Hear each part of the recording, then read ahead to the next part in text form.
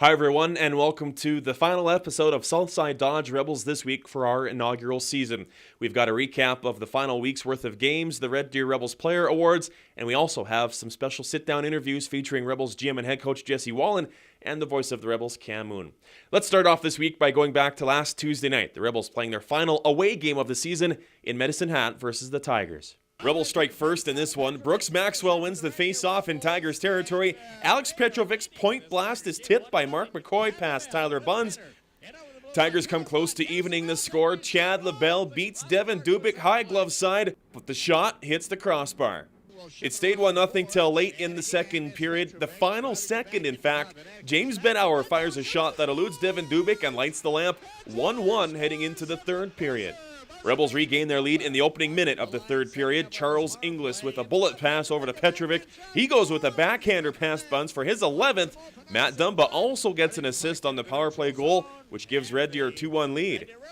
They get a bit of breathing room later on in the frame. Check out this great patience shown by Brooks Maxwell. He buys enough time for Tyson Ness to charge the net and bury his 20th goal of the season. A great accomplishment for the young forward. 3-1 Rebels at that point. But they weren't out of the woods yet as the Tigers came pressing. They got a couple of whacks at it before Cole Gerbevac fires it past a screen Devin Dubik. 3-2 Rebels with less than 8 minutes to go. However, the Rebels do seal the deal with an empty netter. Person passes up the shot to set up Adam Kambites for his 17th of the year. Rebels win their final road game of the season 4-2. A great win for the Rebels, and especially sweet for Devin Dubik, who wins in the rink where he spent the first 3 years of his Western Hockey League career. So after an impressive victory in their final road game of the season, the Rebels came back here to the NMAX Centrium for a Friday night matchup versus the Lethbridge Hurricanes. Another annual tradition before the game, as each of the Rebels players paid tribute to their fabulous billet families. A great moment for them, and a way of saying thanks for all they do for these young stars. No doubt the billets were pleased when Charles Inglis fired one past Hurricanes goaltender Liam Liston for his 19th of the year. 1-0 Rebels just 4 minutes in. Tyler Kazook charges towards the Rebels' net, but is stood up by Dexter Bricker. He thinks the play is over until he gets jumped from behind by Jamin Yakubowski. A cowardly play by Yakubowski. He ends up with 14 minutes in penalties. Lethbridge ties the game midway through the second period. On the power play, McCoy Urkamps lets loose with the one-timer. He beats Bolton Pouliot for his 4th of the year. This game was tied through 40 minutes. The prettiest goal of the night came from a rather unlikely source. Cody Teal shows off his toe drag abilities before going top shelf past Liston. He brought the entire building to its feet with that one. It's Cody's 2nd goal of the year, giving the Rebels a 2-1 lead. But the Hurricanes kill that buzz less than 2 minutes later. Pouliot makes the save and appears to cover the puck up, but Craig Leverton somehow gets a stick on it, taps home his 5th of the year for a 2-2 game. 11 minutes after that, the Rebels regain their 1-goal lead. Tyson Ness sets up Mark McKenzie, whose shot is stopped. The rebound lands on the stick of Adam Kambites. The captain nets his 2nd in as many games and 18th of the year. The Rebels would hang on from there for a 3-2 win.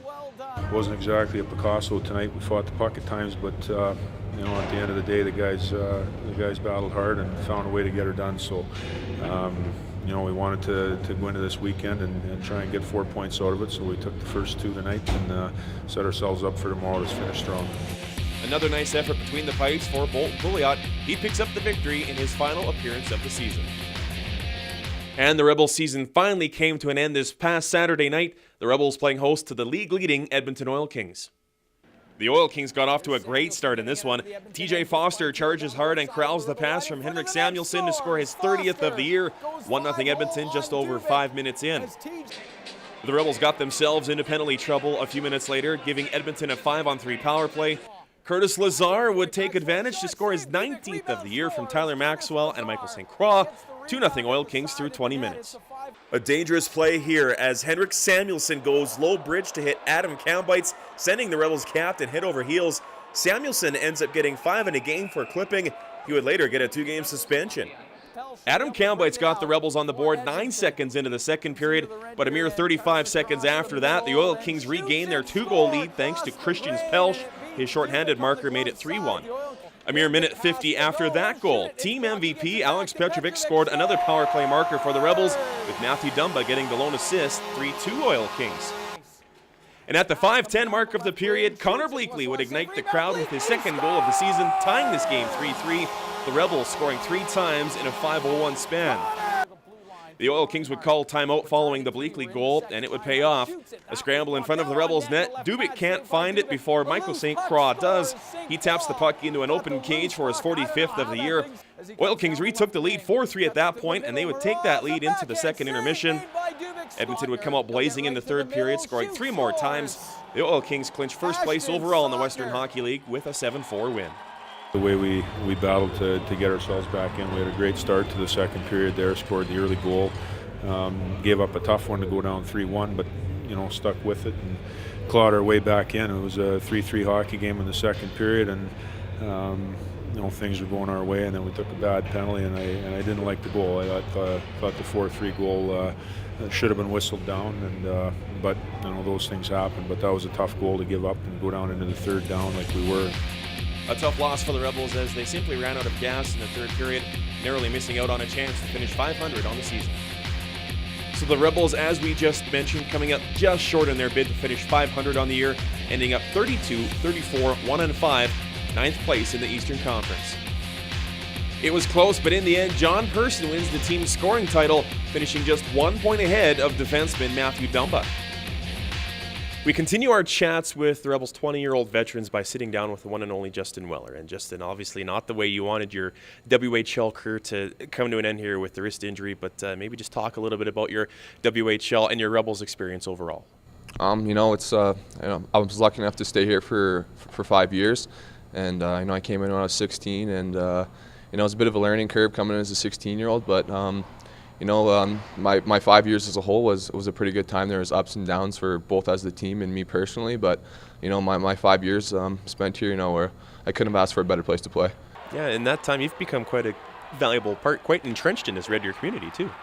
Yeah, like I said, I've been here for 5 years, and I've got to meet lots of great people and have lots of good friendships, lots of people here. So it's been a great time. So over those 5 seasons, are you able to kind of put a value, I guess, sort of a quantitative thing on just how you've grown as a player, the difference between being a 16 and now as a 20? Like I said, it was a learning curve kind of when I was 16. I kind of came and, kind of found what kind of player that I need to be where I could be most successful. The coaching staff really helped me out with that a lot, and, kind of guided me in the right direction, and, things kind of worked out for me. So take us back to your 16-year-old season when you arrived here with the Rebels. Who were some of the guys that helped you along the way and helped you get your start? A couple of 20-year-olds. Well, I guess they were 19 at the time. Like Brennan Ray, Cullen Moore, and he was 18, and like Luke Egner. Those guys. They were, they were great older guys to have in the team. They were great leaders, and I learned lots from those guys. And Wally was with the team too, and he was hard to me when I was younger, and I'm just real thankful for that. Does he give you a hard time about that? Some of those things that he used to rag on you on, does he still give you trouble about that? Or no, not so much. The past couple of years he's kind of backed off a bit, but there's times where I didn't like him much, but he had my best interest at heart. And now you're on the flip side of that sort of mentor pupil relationship, in that you've been able to, whether you're in the lineup or here on the injured list, help out these younger guys like the Cody Teals and the Stephen Hacks as they start their Western careers. Yeah, those guys are young and they're rookies this year too, and it always helps when you got kind of somebody to show you the ropes a little bit too, and you just like I said, it's kind of tough making the transition into the league, and I just want to make it as smooth as I can for those guys. Obviously, the wrist injury was very frustrating when it happened. Talk to us about how the recovery's gone. It's going good so far, about as good as it can go. I'm in a cast for another couple weeks here, but the surgeon says everything looks good, and I should be making a full recovery here sometime in the summer. Obviously, you're property of the Phoenix Coyotes moving forward here. Have you been in contact with them lately? Have they been able to kind of give you a hint as to what they have planned for you for this fall and beyond? No, I haven't talked to them a whole bunch about that. It's just kind of come into camp and put your best effort, and kind of wherever you end up sort of thing. So hopefully I'm going to go in there, and obviously I want to make the big club going in, but realistically, playing in the American League is probably where I'll be at next year, so I'm kind of setting my goal for that next year. The nice thing is that by the time fall rolls around, you'll be 100% healthy and able to show what you've got to offer. Yeah, absolutely. I should have a good summer here at training, and hoping to come into camp in the best shape of my life. So, I got to work hard this summer, and hopefully I can go in there and make a good impression. We've asked the other 20-year-olds the same question, and we've gotten a variety of answers, but what's the one thing you'll cherish the most about having been a Red Deer Rebel? I think just all the great guys that I've met on the team here, and I've created some friendship with some guys here that I'll be friends with these guys forever. So I'm gonna miss that, and just the whole junior experience. Once you go play pro, there's guys got families, but here at junior, everybody here is kind of just one big family. So that's something I'm really going to cherish about the team, and that's something I'm really going to miss. Centurium ice cream? Nobody said Centurium ice cream. It is really good, but it's not good for your body anyway. People around the WHL rave about it. It's a delicacy for sure. Hey, thanks for doing this. Congratulations on an outstanding 5-year Rebel career, and all the best moving forward with Phoenix and beyond. Okay, thanks a lot. Rebels veteran defenseman Justin Weller here on Southside Dodge Rebels This Week. So here's how the opening round of playoffs look in the Eastern Conference. The number 1 ranked Edmonton Oil Kings will take on number 8 ranked Kootenay. The number 2 seed Moose Jaw Warriors take on their provincial rivals in the Regina Pats. At number 3, the Calgary Hitmen battle the Brandon Wheat Kings, and the 4-5 matchup features Medicine Hat versus Saskatoon. Out west, Tri-City, Portland, and Kamloops claim the top 3 spots. Vancouver right in the mix as well. They'll all be heavy favorites to win their opening round playoff matchups.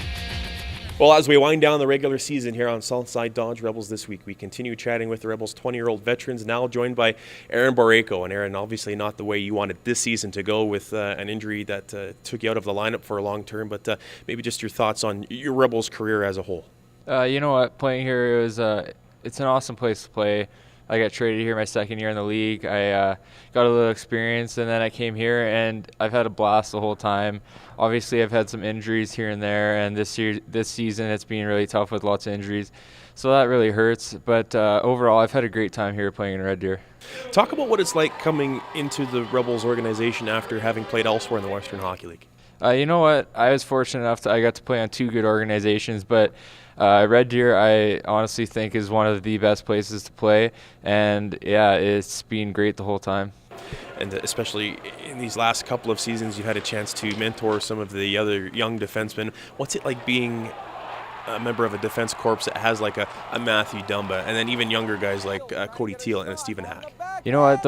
All the guys that we have on our team, they're really skilled guys. Playing with those guys, working with those guys, it's been a lot of fun. Now, obviously, your Western Hockey League career starting to wind down, not very much time left. What have you got lined up afterwards? I know you've got a few things on the go here. Yeah, I'm looking to go to school next year. I want to take some power engineering, so should be fun. Got my work cut out for me.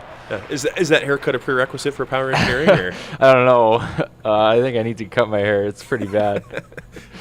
Tell us about Jesse Wallen. Obviously, he was a longtime defenseman for this Rebels hockey club and made it into the NHL with the Detroit Red Wings. What's it been like being a part of a club that has him involved? He's a really good coach. He's a really nice guy. I think he pushes you, but at the same time, he's really fair.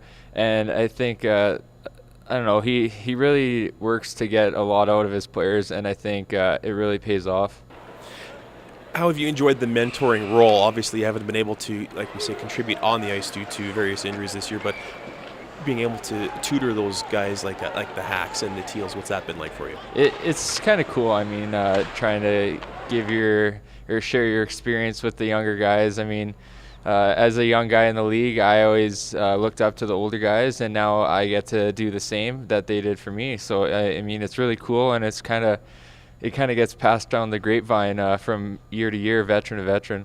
The adversity this Rebels hockey team has gone through this year, it's well documented. You have to be proud with how this team has continued to battle and keep scrapping right till the end. Yeah, exactly. I mean, that's one thing that you can't say about our team is we've always given our best. I mean, obviously there's some nights where things go wrong or something like that, but for the most part, with the injuries that we've had, the adversity that we've battled through, I think that we've put together a really good effort. What's the one thing you'll cherish most about having been a Red Deer Rebel? The fans. Obviously the fans. I mean, there's nothing better than walking around the concourse or something and you see your jersey, and it's the coolest feeling ever. So, and the fans here are great. The city sure loves its hockey. Oh, yeah.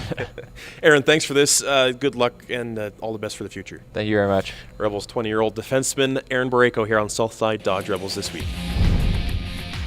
Coming up after the break, we have a recap of the Rebels Player Awards for the 2011-2012 season, some final thoughts from a pair of veterans, and we sit down with Jesse Wallen and Cam Moon. Southside Dodge Rebels This Week is presented by Southside Dodge Chrysler Jeep in Red Deer, Alberta.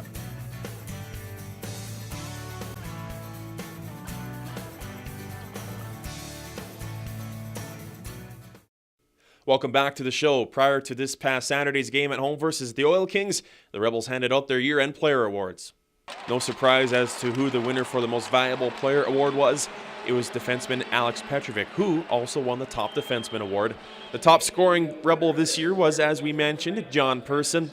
The rookie of the year, a bit of a surprise, but a good selection, defenseman Cale Detzel.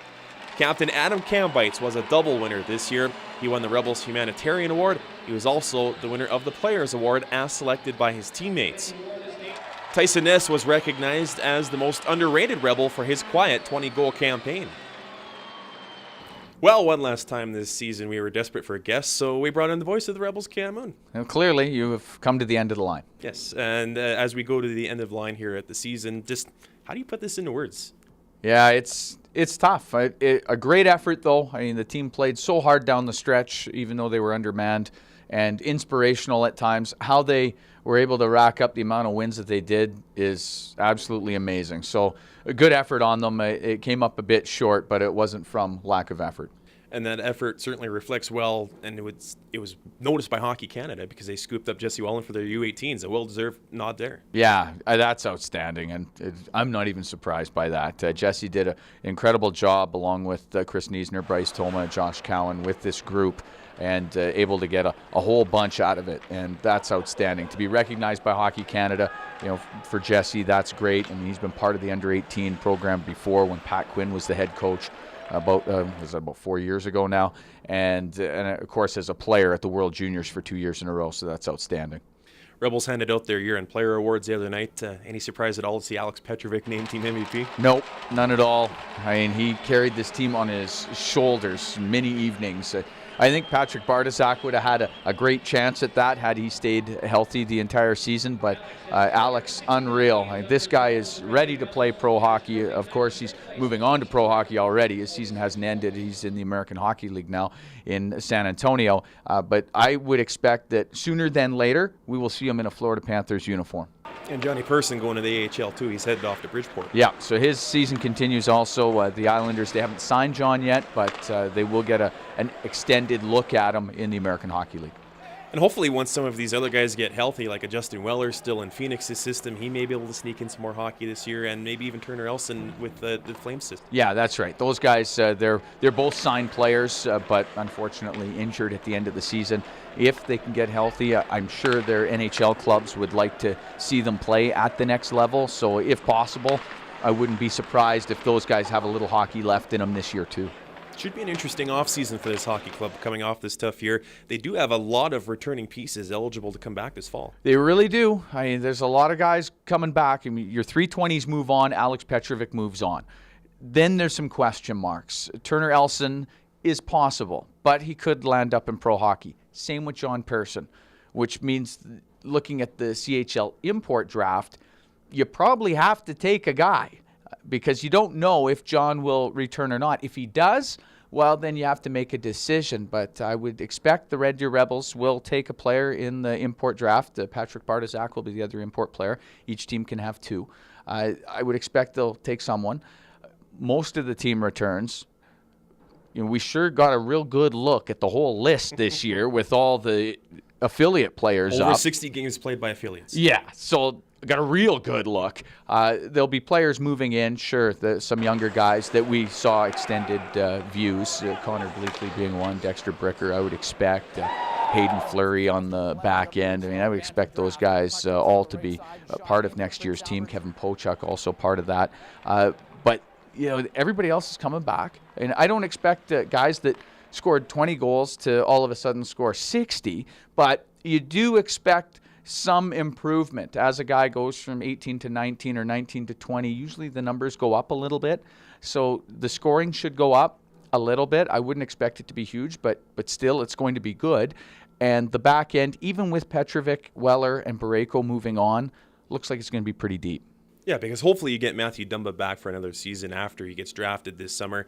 And those young guys, the Teals, the Hacks, and the Devin Faffords that came in and ate up some really valuable minutes. That's a good core to start with. It really is. And Teal and Hack, I mean, at the start of the year, you didn't expect them to play a ton. And in the end, they played a lot. And that helped their development. They just kept getting better. I expect Hayden Fleury and Kevin Pochuk will be ready to play at the WHL level. In fact, in the case of Kevin Pochuk, I wouldn't even be surprised if he's quarterbacking the second power play because he is so good with the puck, put up huge numbers in AAA midget this year. Yeah, I would expect Matt Dumba to be back. I know he's going to be a first-round pick, but I don't think he'll stay at the NHL level next season.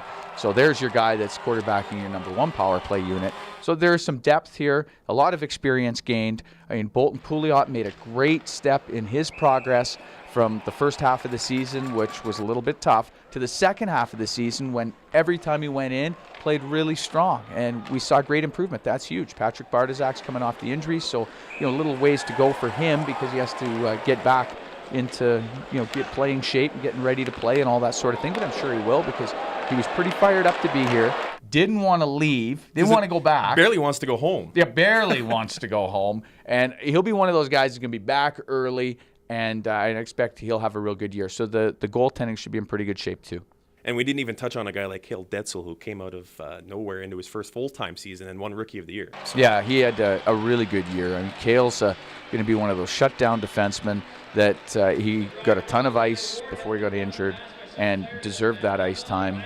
First-round pick and showed that he was definitely worthy of being a first-round pick. Real quiet young man that I thought played really well for a first-year guy on the back end. Tough position to break in as a 16-year-old rookie because the margin of error is so minimal. And there were many nights where he was playing up against the top lines or seeing the top couple of lines. And that's quite a learning curve coming out of AAA midget. If you're always up against the third or fourth line, it's not so bad. But when you see the top couple, it can be awfully tough to go up against. So, yeah, he made great strides. I mean, at 17, he's going to be just a top four guy, I'm sure. And you touch on the Bantam draft. The lottery for that takes place this Wednesday in Calgary. The Rebels, as of right now, are slated to pick 6. So either way, they'll get a good top 10 pick that'll help stock the cupboard for future seasons. So yeah, an important day. I mean, it's one of the most important days of a WHL franchise. That's where you bring in all the top rated players coming out of Bantam hockey, and you got to do really well on that day, or it's awfully tough a few years down the road if you have a tough one there, because now you're looking for list players. And I mean, all the top guys have already been picked over. Maybe you're making trades, but then you're making trades not from a position of strength. So real important day, that WHL Bantam draft. Yeah, we'll keep our eyes on that for sure. Speaking of the playoffs now, the Rebels aren't going there, and that really does suck, but there's nothing we can do about it now. Still some really great matchups, especially in this Eastern Conference, 1 through 8. Not a whole lot to give between these 8 teams. Got 4 excellent matchups. 4 excellent matchups, and hey, I really like the way the Edmonton Oil Kings have been playing going into the playoffs here. They've got a real deep team. They won 11 in a row, and I hear that's pretty good. And they won 11 in a row earlier this season. So they're the number 1 seed, and it's not by accident. They got a deep team that you could see was coming on a year before, and they've just been a really good team all year. So I would expect the Edmonton Oil Kings to win their series. And the Moose Jaw Warriors also have a deep team, especially on the back end. A big, punishing, bruising defense, and going up against Regina. Wow, would that be fun? That's one of the best rivalries in the WHL, and the fans can go back and forth, only 45 minutes apart, and I'd expect they will, and it'll be loud. That series may lead the league in fights in the stands. Well, and a nice way to break in that new building in Moose Jaw too. Yeah, first ever playoff series in the new Mosaic Center. Yeah, they'll pack the place. I am sure they will. The Saskatoon Medicine Hat matchup, I mean, that's as close to a pick'em as there is, I would think. And Calgary and Brandon. I mean, Brandon has a very talented lineup that maybe didn't achieve what everybody expected, but still have a very good team. And the Calgary Hitmen in the second half of the season, well, they've been as hot as anybody. I mean, they've got not a star-studded cast, but a real solid team. I think that's going to be a real tough series. 2-3-2 in that series, and the Brandon games are being played in Winnipeg because of the Royal Winter Fair. And we've seen Calgary and Brandon go head-to-head in the playoffs before, and it's always been a very entertaining affair. So Oh, yeah. Yeah, it should be a great series. yeah, expect more of the same. And out west, the contenders are out there, the Tri-Cities, the Portlands, the Vancouvers, and the like. Some of those other teams battled right until the last day of the regular season just to get in. So lots of intrigue there as well. Yeah, I don't expect any of those teams at the bottom end of the Western Conference to make much noise, quite honestly, just because there was such a discrepancy this year from the top to the bottom. When you're looking at the Western Conference, it's extremely likely that it's going to be one of Portland, Tri-City, or Kamloops that comes out of that side. Anything else would be a monumental upset. Well, when you take a guy the caliber of Sven Baertschi out of Portland's lineup and they don't miss a beat. No. No. That tells you the depth. Yeah, yes. tells you what they've got out there. If you were going to make a hairball prediction on a Western Hockey League final, who have you got? My prediction would be the Portland Winterhawks and the Edmonton Oil Kings. That would be a dandy. Yeah, there it is. So have you started baseball yet? Or? Oh, yeah. Right. Indoors, mind you. But yes. Yeah. No risk for the wicked. We'll look for you on local diamonds. In the meantime, here at the NMAX Centrium, the construction's already started. The ice is coming out, new seats going in. Yeah, exciting time. A little depressing when they take the ice out, of course, but that's the way it goes. Yeah, things are going to change here a little bit, adding of seats and suites, and it'll be a whole different look in the fall, as I understand it. Everything should be done come September or awfully close. And it's going to be a different look in here as we move onwards and upwards. And one of the beautiful things about the NMAX Centrium, it's been open since '91, but this place has stayed with the times. It's incredibly clean. As a guy that goes from rink to rink to rink in this league, this one is good or better than any of them. So we're really fortunate to have such a beautiful facility to play in, and it's only getting better. We are pretty lucky around here. Yeah, we are pretty lucky around here.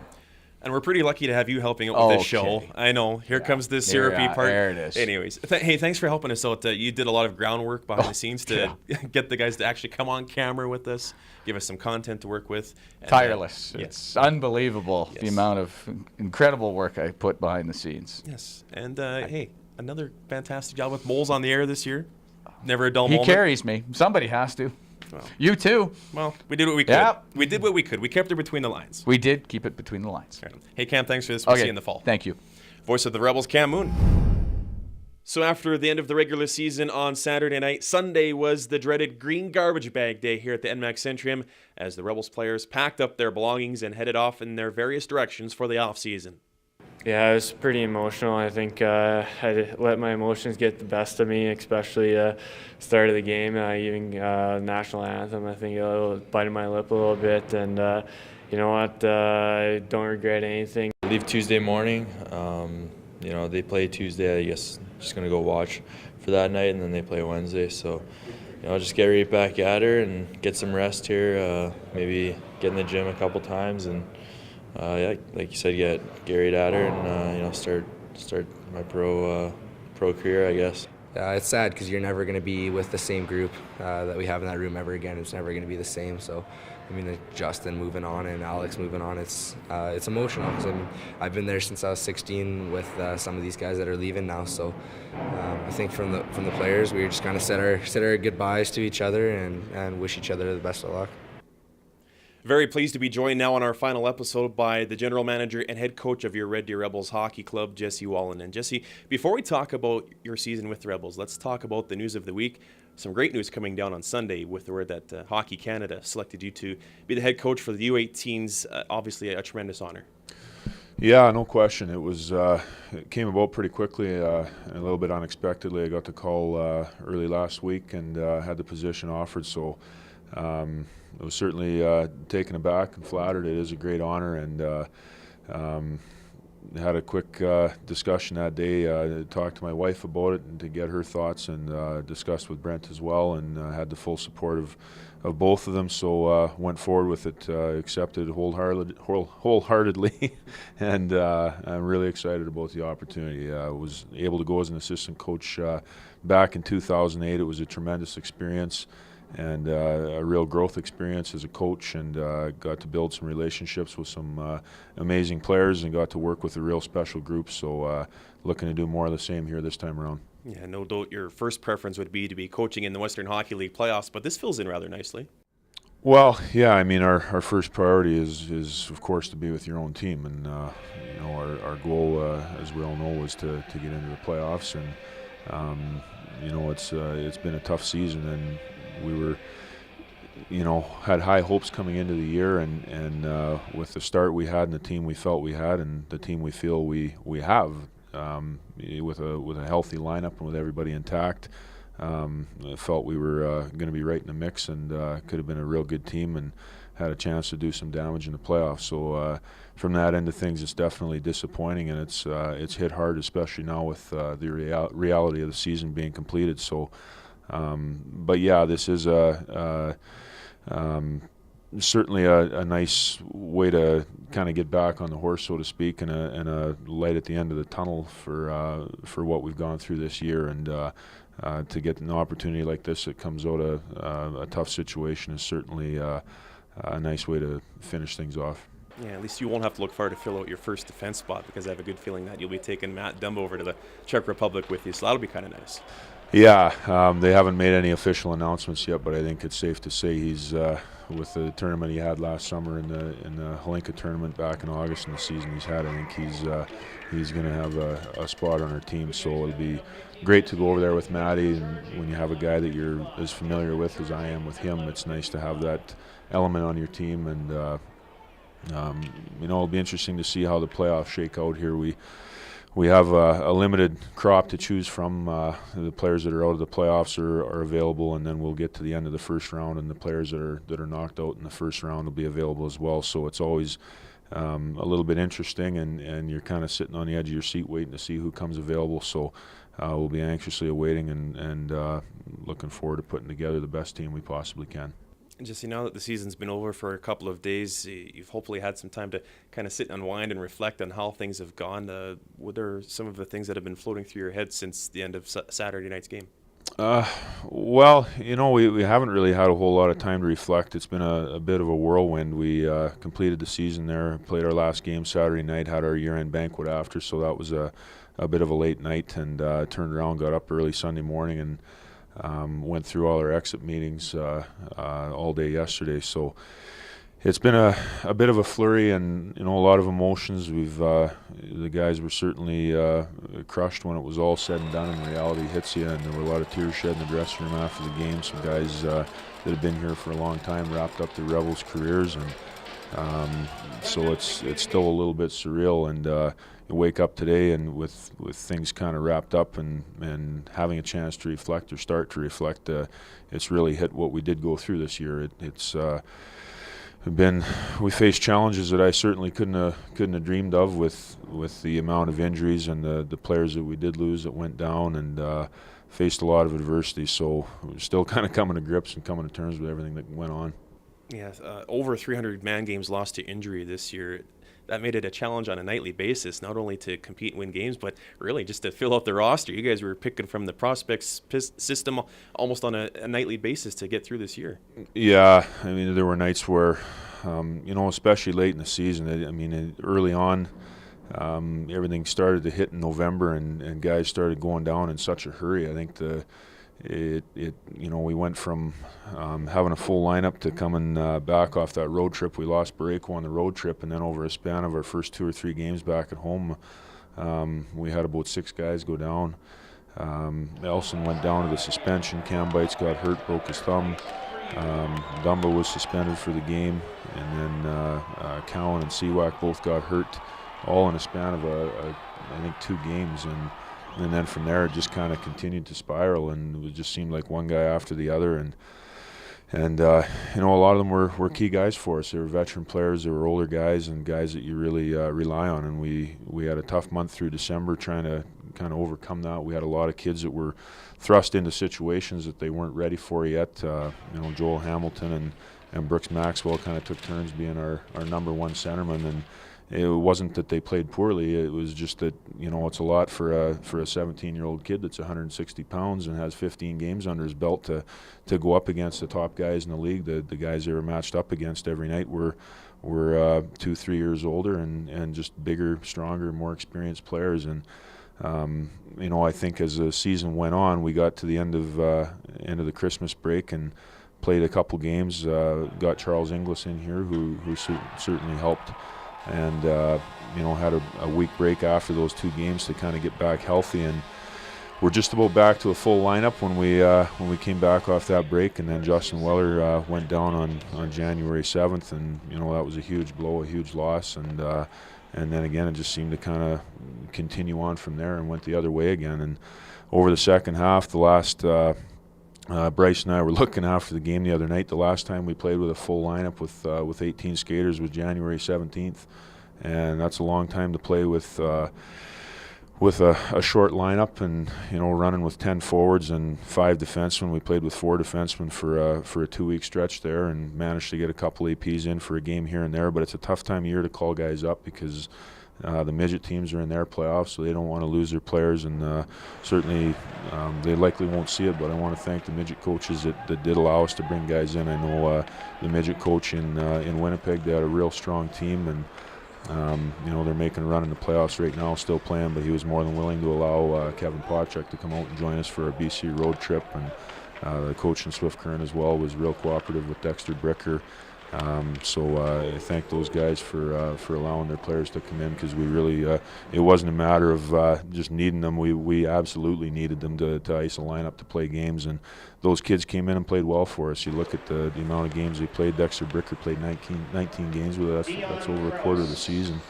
Bleakley played his 16th game the other night. So all told, we had 64 games played this season by affiliate players, and it's good for their development, and they all stepped up. But at the end there were a few games where I thought it showed that we just ran out of gas. We had some kids that lost 13 pounds. Alex Petrovic lost 13 pounds over the last month of the season, and Stephen Hack really stepped up and played well for us. Went from being our 7th defenseman in and out of the lineup to being playing top 4 minutes and consistently night to night. And I thought he really held up well until the last week, 10 days of the season, where he started to show a bit of fatigue. And but in the long run, it's going to be real good for those guys. But I thought they showed a lot of character to continue battling the way they did, and winning some big games along the way. Being shorthanded, we really tried to not allow it to be an excuse, and the guys did a real good job handling that and showing grit each and every night. And certainly that's one thing you have to be proud of, no matter how many players you did or didn't have in the lineup this season. The guys that did have the skates on, they gave it everything they had on every shift, on every night, and darn near got you guys into the last weekend of the regular season still battling for a playoff spot. Yeah, absolutely, and we're very proud of them, and told them that when they left here the other day. When you're in a situation like that, you sometimes there were days it certainly felt like the world was trying to smother us. And I remember the night in Moose Jaw when we got Cam Bites back and he was ahead of schedule. We expected there was a possibility he might be out for the season, and he came back a couple weeks early, was able to get back in the lineup. So everyone was excited to have him in the lineup, and I know Turner and Johnny were excited to play with him again. And they lasted about a period and a half together, and then Turner got hurt and pulled him out of the lineup. So it's one step forward and one back again, and yet each time we got kicked like that, the guys grit their teeth, and we tried not to get down about it. It was about getting back up, picking ourselves back up, and getting after it. And the guys did that. They worked hard, they battled, and they almost kind of took those setbacks as a challenge. And so we're proud of them for that. We're proud of the way they continued to battle, and yet the message going home was we don't want to be satisfied with it either. I mean, at the end of the day, we made a good push, and I think we did everything we could, but we're certainly not sitting here satisfied or happy that we're out of the playoffs. So the message is that the guys that did play and get to develop, and the young guys that got into situations that they normally wouldn't, now the key is to handle that the right way and use it to their advantage. And that starts with having a real good summer training. They have to put the time in and not expect that it's going to be easy coming back. They have to work harder than they ever have to get themselves into good shape, to gain strength, and put themselves in a position to use that next year. And the second thing is making sure that they're ready in the right frame of mind coming back the day they get back for training camp, where it's real important we have a good start. and the guys establish themselves coming in. We're going to have a real competitive camp with all of a sudden coming back in next year. We feel like a real experienced group up front, because even the kids that didn't play on our team this year have a lot of experience under their belts. Kids like Scott Fazer and Dexter Bricker and Bleeks, as we've mentioned. Trace Elson as well played 5 games. So we've got some kids that are knocking on the door that all of a sudden have a real good grasp on what it takes to play at this level and have some experience. So just because they were on the roster this year, there's really going to be a push for roster spots next year and some decisions to make. So guys are going to have to really come into camp in the right frame of mind right off the hop and dedicated to having a real good season. Well, and another guy that comes to mind is Bolton Pouliot. He really progressed nicely throughout the year, where by the time the end of the season hit, he was playing full games, and his relief appearances, he looked quite confident. He finally picked up a couple of victories, and it seemed like it took him a while to get to that. But he's one of those guys that, like you say, when he comes back in the fall, is going to be pushing for a spot, giving you guys something to think about. Yeah, no question, and that was really good to see out of Bolton. You know, last year, you look back at his career, we kept him as a 16-year-old, and he'd had a very good training camp as a 16-year-old player, and earned the right to play on our team at that point in time. But yet it's a tough league to play in as a 16-year-old, particularly at that position. And playing behind a guy like Darcy Kemper, who we knew was going to play 55 to 60 games going into the season, it wasn't an ideal situation to put a 16-year-old goaltender into. And we had to keep him around to kind of buy some time until we could find a second option, which ended up being Dawson Gooley. And really, Gools was brought in to allow Bolton time to go back and play midget hockey and play more games and develop at the right pace. And so he was able to do that last year, came in this year and had an outstanding training camp again. I thought he was real solid through camp, had an excellent preseason. Remember the game down in Calgary against the Hitmen, and he was really sharp in that game, played very well. But yet he seemed to put a lot more pressure on himself once we got into the regular season, and there were times where he'd played some solid games, but seemed to get into his own head where he'd let in the weak goal late, or there was always kind of one play that he kind of let himself down on, let his guard down on, and the big thing for him was kind of overcoming that mental hurdle, and I think it got in his head for a while that he didn't have that victory under his belt. He'd had probably 10 starts or so without a victory, and that was weighing on his mind. So certainly I think the turning point for him was that game in Kamloops where he had to go in, and he didn't have the pressure of preparing all day and getting himself ready. It was just kind of thrust in. Dubes got hurt in warm-up, and he got the call about 10 minutes before the game, and he just went in and played. He didn't have time to think about it, and he played very well that night, got the victory against a very good hockey team, and I think that really brought his confidence level up, and he did. He finished strong. He got a couple starts late in the year and played very well in Calgary. We lost the game 4-2, but he certainly gave us a chance to win, and played real well here against Lethbridge and finished the year with a victory. So if he comes back in the right frame of mind and a year older, more prepared, we should have pretty solid goaltending with he and Patty. Absolutely. Obviously looking forward to a healthy Patrick Bartosak in the fall as well. I know you talked about it right after Saturday night's game, but then the final minute, as the clock was ticking down against the Oil Kings, the entire crowd gathered here at the NMAX Center and rose to their feet and gave you guys a rather nice standing ovation. And that's got to feel real good, knowing that despite all you guys have been through, not making the playoffs, that your fan base is firmly on your side as you go into what's a very important offseason. Yeah, no question. As I said, it sent chills up my spine to see that support.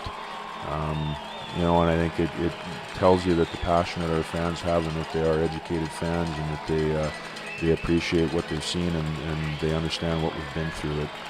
It hasn't been an easy season for any of us, from the coaching staff to the players and the guys in the locker room. The guys that were injured, I know they wanted to play, and it was frustrating for them, and it certainly wasn't the way guys like Justin Weller and Aaron Barreco wanted to end their 20-year-old seasons. And I think at the end of the year we had 6 guys that had season-ending injuries at some point in time through the months of January and February. So it was tough from their perspective. It was tough on the guys that were in the lineup playing shorthanded, playing too many minutes, and scratching and clawing for a playoff spot. It was certainly taxing on us as coaches, and posed challenges that I certainly didn't foresee, and So it's been a tough season, and it was tough on the fans. When you come in and you have a good hockey team and are hoping to make a run and do some damage and make some noise. It's tough from their end to accept when things don't go the right way either. But yet, I think they were able to see it for what it was, and the fact that they were able to support. I think they, to stick around and stand up and give the guys a hand. I think they really appreciated the effort that the guys did put forth, and the fact that we didn't quit, and they were a big part of that. We wanted to give our fans that we owe that to them, and wanted to keep playing for them and give them a team that they could be proud of and go right down to the wire. So I think they appreciated that, and we certainly appreciate the fact that they acknowledged that. So it really meant a lot to all of us. Well, we here at the show appreciate your time all season long, Jesse. Thanks for everything, both on the ice, on the bench, and at practices, and all this extra stuff that we demand of you. Good luck at the U18s, as I try and spit that out. Good luck at the U18s in the Czech Republic this spring, and we'll see you in the fall. Hey, thank you guys for everything. Appreciate your support as well. Anytime. Red Deer Rebels General Manager and Head Coach Jesse Wallen. Well, that does it not only for this week's show, but for our first ever season of Southside Dodge Rebels this week. Plenty of people to thank. Most importantly, Matt Swainson over at Southside Dodge for graciously picking up the sponsorship of this show. Thanks very much, Matt. We look forward to another great season starting in September. A big thank you to the Rebels organization, Cam Moon and Jesse Wallen, and all the players for cooperating and making this show so much fun to do on a weekly basis. Our good friends over at 106.7 The Drive, my radio bosses, for cooperating and helping promote the show and allowing me to do it in the first place. Most importantly, we really, really want to thank the viewers for tuning in every week on Shaw TV here in Red Deer and online at rebelsthisweek.com. We had a lot of fun interacting with you and taking your feedback and really having just a lot of fun with the show. Thank you very much for your support. We hope to have you back in the fall as well. Now, don't forget to check in periodically on rebelsthisweek.com and on Twitter and Facebook. Anything happening relating to your Red Deer Rebels Hockey Club, you can be sure we'll be right on top of it and bringing it to you as it happens. Thanks very much, everyone. Have a great off season.